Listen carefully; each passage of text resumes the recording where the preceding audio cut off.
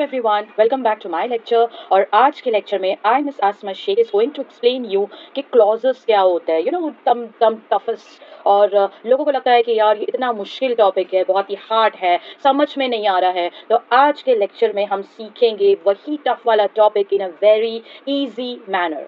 तो please request है कि मेरा वीडियो एंड तक ज़रूर देखना। It is very simple to understand clause because एक स्ट्रक्चर, सिंपल स्ट्रक्चर अगर मैं सेंटेंस का आपके सामने रखती हूँ जिसमें एक सब्जेक्ट होगा, एक वर्ब होगा, तो combination of subject and a verb will give you the result which is called as a clause. तो एक सिंपल सेंटेंस, एक साधारण सेंटेंस, ठीक है, he play cricket regularly, there is a combination of what, subject is he जिसके बारे में sentence है, उसके बाद आगे क्या वर्ड आ रहा है, प्ले, ये हमारा मेन वर्ब है। वो बच्चा, वो लड़का क्या कर रहा है, he play, he is a subject, play is a verb. और क्या बता रहे हैं हम लोग, एक कंप्लीट आइडिया, एक complete information at the end हमको पता चल रही है कि the subject he, the boy play regularly, वो क्रिकेट खेल रहा है। तो एक सब्जेक्ट के साथ वर्ब का कॉम्बिनेशन जो आपको एक कंप्लीट सेंटेंस, एक सिंपल कंप्लीट सेंटेंस आपको प्रोवाइड कर रहा है, तो उसको हम कहते हैं clause. Hope you have understood. ठीक है, तो क्लॉजेस को जो है यहाँ पर नॉर्मली आप बोल सकते हो एक सिंपल सेंटेंस में इसका स्ट्रक्चर होता है, लेकिन जब ये क्लॉजेस, ये सिंपल सेंटेंसेस कंबाइंड होते हैं तो इससे हम बना सकते हैं कॉम्प्लेक्स सेंटेंस, इससे बनता है कंपाउंड सेंटेंस। मतलब मैं ये बोलना चाहती हूँ कि दो क्लॉजेस मतलब दो आपके इंडिपेंडेंट सिंपल सेंटेंसेस को जॉइंट करके, दो क्लॉजेस को मिलाकर, कंबाइन करके हम उससे कंपाउंड सेंटेंसेस फ्रेम कर सकते हैं बच्चों। और कॉम्प्लेक्स सेंटेंस भी इसी से क्रिएट होता है। इसीलिए क्लॉजेस जो है वो बहुत ही इंपॉर्टेंट रोल प्ले करता है। इसके ऊपर एक simple, compound and complex sentences क्या होते हैं, मैंने एक वीडियो अपलोड की हूँ कुछ दिन पहले। अगर आपने वो वीडियो नहीं देखा है तो you can go and watch the video, जिसकी लिंक मैं डिस्क्रिप्शन में डाल रही हूँ बच्चों।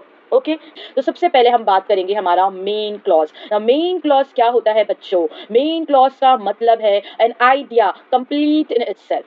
क्या कहा मैंने, an idea which completes in itself. आप देख सकते हो on your screen, main clause को हम क्या कहते हैं, इंडिपेंडेंट क्लॉज भी कहते हैं। ठीक है, सो अब ये इंडिपेंडेंट क्लॉज क्या होता है, a clause that can stand by itself, a simple sentence which needs no help further. आगे किसी भी हेल्प की जरूरत नहीं है, किसी और क्लॉज की जरूरत नहीं है, क्योंकि वो जो सेंटेंस है वो अपने आप में फुल्ली कंप्लीट है, एक कंप्लीट इंफॉर्मेशन, एक कंप्लीट आइडिया आपको प्रोवाइड कर रहा है अबाउट दी सब्जेक्ट। तो यहाँ पर हम उसको कहेंगे व्हाट, इंडिपेंडेंट या फिर मेन क्लॉज।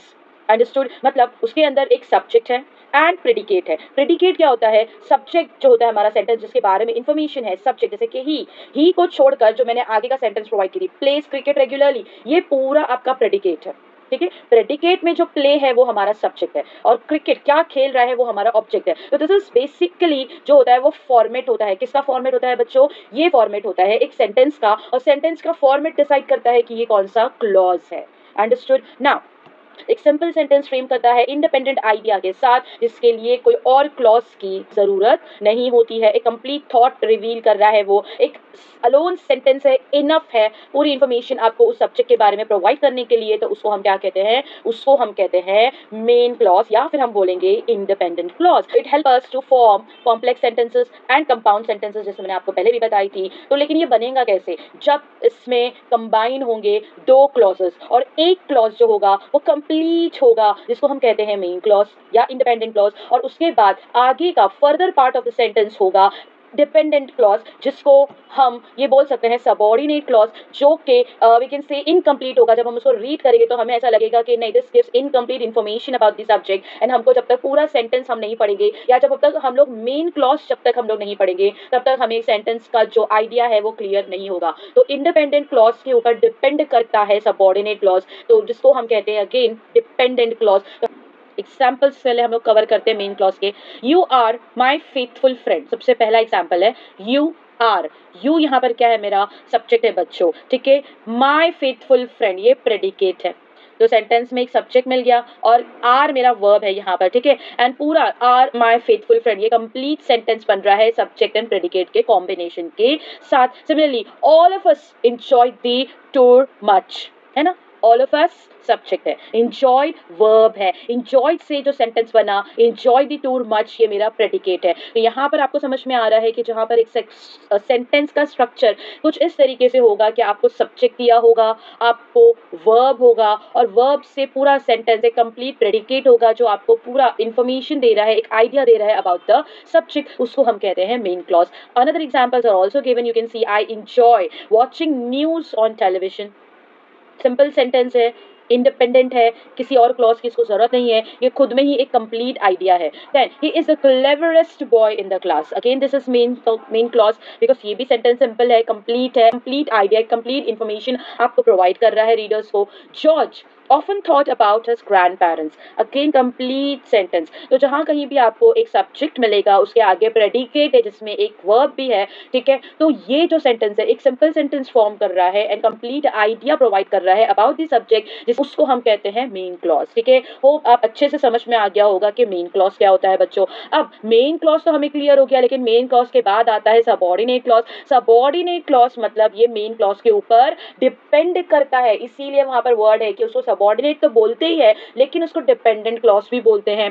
क्यों डिपेंडेंट क्लॉज बोलते हैं? बिकॉज ये आइडिया हाफ है, इनकम्प्लीट है, इसके लिए हमें पूरा सेंटेंस रीड करना पड़ता है तब जाके हमें सब्जेक्ट की कंप्लीट इन्फॉर्मेशन मिलती है इन अ सेंटेंस, तो इसीलिए उसको सबऑर्डिनेट क्लॉज बोलते हैं या फिर उसको बोलते हैं डिपेंडेंट क्लॉज। जैसे and again it includes adjective, adverb और नाउन। नाउ एग्जाम्पल आप लोगों के सामने है बच्चों। फर्स्ट एग्जाम्पल जैसे आप देख सकते हो, they will go to garden, ये तो मेन क्लॉज है कि वो गार्डन जाएंगे। आगे क्या दिया है? Subordinate clause. If is a connective, अगर इट इज सनी तब हम कहाँ जाएंगे?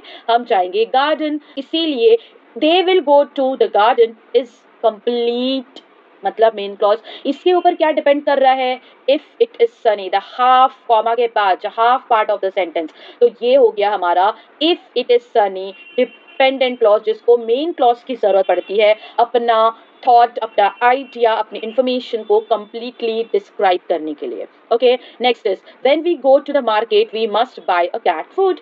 We must buy cat food, ये तो हमारा कंप्लीट सेंटेंस है कि हमें कैट फूड खरीदना है, लेकिन इसके ऊपर क्या चीज डिपेंड कर रही है? द सबऑर्डिनेट क्लॉज, जो कि स्टार्टिंग में दिया है। कभी कभार सबऑर्डिनेट क्लॉज स्टार्टिंग में आता है, कभी सेंटेंस के एंड में आता है, ठीक है। So when we go to the market, जब हम मार्केट जाएंगे, क्या जब हम मार्केट जाएंगे के बाद क्या?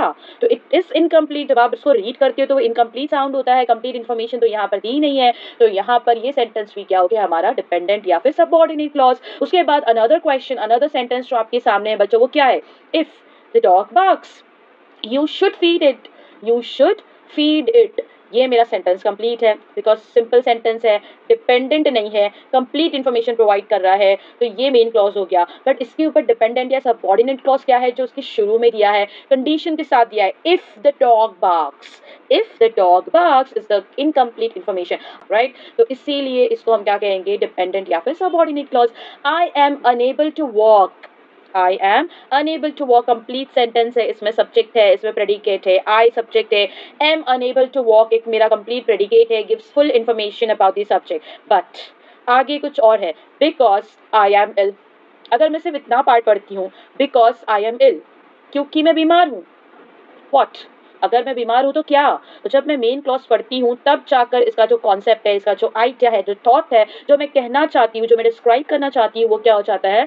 क्लियर हो जाता है। तो जब तक हम लोग हमारा मेन क्लॉज रीड नहीं करते हैं तब तक कि ये सबऑर्डिनेट क्लॉज का जो कॉन्सेप्ट है, जो आइडिया है, इन्फॉर्मेशन है, वो क्लियर नहीं होती है, वो थोड़ी सी अनक्लियर रह जाती है, इनकम्प्लीट रह जाती है। तो इसीलिए बिकॉज आई एम इल जो है वो हमारा सबऑर्डिनेट क्लॉज है बच्चों, ठीक है। वंस माई एग्जाम फिनिशेस, है ना, will go to beach, will go to beach एक कंप्लीट सेंटेंस है, सिंपल सेंटेंस है, इंडिपेंडेंट क्लॉज है, मेन क्लॉज है। देखो आगे लिखा है डिपेंडेंट क्लॉज क्या है इसका? Once my exam finishes we will go to beach. तो यहाँ पर हमारा जो कॉन्सेप्ट है मेन क्लॉज का, इंडिपेंडेंट क्लॉज का, और उसके बाद सबऑर्डिनेट जिसको हम डिपेंडेंट क्लॉज बोलते हैं। तो होप ये जो कॉन्सेप्ट है क्लॉजेस का अब तक का जो मैंने आपको एक्सप्लेन की हूँ वो बहुत अच्छे से क्लियर हो गया होगा। अब ये तो फर्स्ट लेक्चर था मेरा क्लॉजेस के ऊपर बच्चों। नेक्स्ट वीडियो वेरी सून मैं फ्रेम करने वाली हूँ, जिसके अंदर हम सीखेंगे क्या main clause and subordinate clause को आइडेंटिफाई करने के बाद सबऑर्डिनेट क्लॉज को हम कैसे और डिस्क्राइब कर सकते हैं, मतलब हम नाउन क्लॉज क्या होता है, एडजेक्टिव क्लॉज किसे कहते हैं एंड एडवर्ब क्लॉज को कैसे पहचानते हैं, वो चीज़ मैं आपको नेक्स्ट वीडियो जो मैं बनाऊंगी उसमें आपको एक्सप्लेन करूंगी। So stay tune with me. और भी बहुत सारे वीडियोस मैंने फ्रेम की हूँ grammar, writing skills, figure of speech and vocabularies पे, so just go and watch. और कॉमन स्टूडेंट्स आप लोगों के लिए भी थोड़ी थोड़ी वीडियोस मैं बनाकर अपलोड कर रही हूँ, विल बी वेरी हेल्पफुल। तो प्लीज़ स्किप मत कीजिएगा, प्लीज़ मेरी वीडियो को लाइक करो, कॉमेंट करो और इसको आगे अपने फ्रेंड्स के साथ में ज़रूर शेयर करो। ठीक है, थैंक यू एवरीवन।